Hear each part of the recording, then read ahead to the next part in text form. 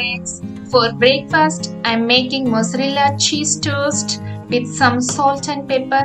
It's pretty simple and easy. For snacks, I am packing a me banana muffin and some juicy mangoes. They are in season in South Africa, and some pomegranate juice to drink during the break time. And for lunch, I'm packing mini idli, and they are healthy and easy to eat. On top of that, I'm sprinkling some podi to enhance the taste, and it's ready. Thanks for watching. Please subscribe. Thank you.